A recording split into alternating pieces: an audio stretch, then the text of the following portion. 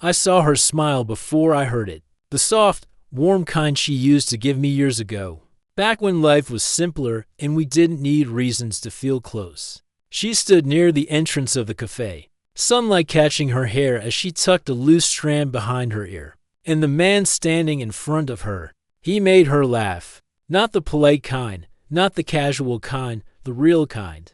I felt something inside me go quiet. Not angry, not broken, just tired. For months, things had been slipping. Missed conversations, cold dinners, phones turned face down. I tried to tell myself it was work, stress, routine.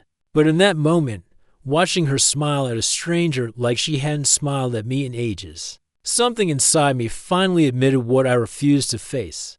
Maybe I was the one she'd grown out of. I was about to turn away. I didn't want to fight, didn't want an explanation. I wanted distance, space to breathe, to accept that maybe this was where our story ended. I took one step back, then another, heart thudding too loudly in my chest. And that's when I heard her voice cut through the noise. Daniel, wait, don't go. She said it with a kind of panic I hadn't heard in years. Not irritation, not annoyance, fear, real desperate fear. I froze.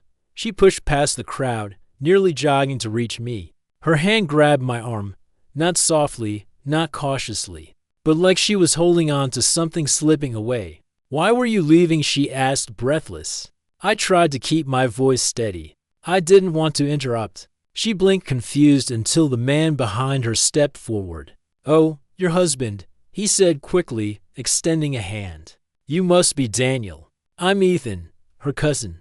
Cousin. The word hit me like a slap and hug at the same time. But she wasn't smiling anymore. Her face had gone pale, eyes trembling with something I didn't expect. Hurt, Daniel, she whispered. Did you really think I'd smile like that at anyone but you? I didn't answer. I couldn't. Her cousin, sensing the tension, gave a polite excuse and walked away, leaving only the two of us among the hum of the street. She stared at me, searching my face like she was trying to read something written just beneath my skin. You were leaving, she said again, but this time her voice cracked. You were really leaving me. The truth was too sharp to swallow, I thought. I started, but the rest wouldn't come. She stepped closer, so close I could feel her breath on my cheek. Her fingers brushed mine, trembling. I've been distant. I know, and I know you felt it. But I'm not going anywhere, Daniel. I never was. I looked at her, really looked at her, at the worry in her eyes, the pain. The fear of losing something she didn't realize was slipping. I thought I wasn't enough anymore, I admitted. Her eyes softened in a way I hadn't seen in a long time. Then I've failed you, she whispered. Because you're the only one I get nervous around, the only one whose attention I still want. That smile you saw. She shook her head. I used it on him because I use it on everyone.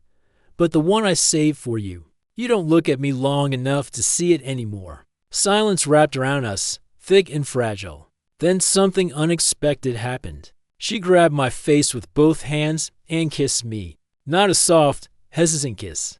A full, fierce, desperate one. Right there in front of everyone. People stared. Someone laughed.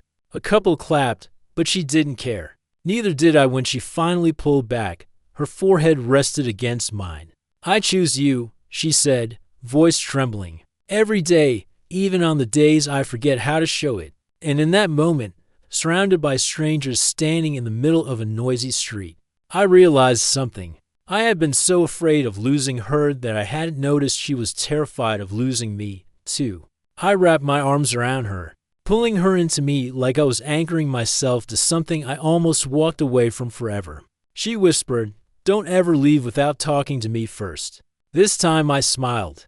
A real one. Only if you promise to save that smile for me. She laughed, the gentle kind that felt like home. And for the first time in a long time, we walked away.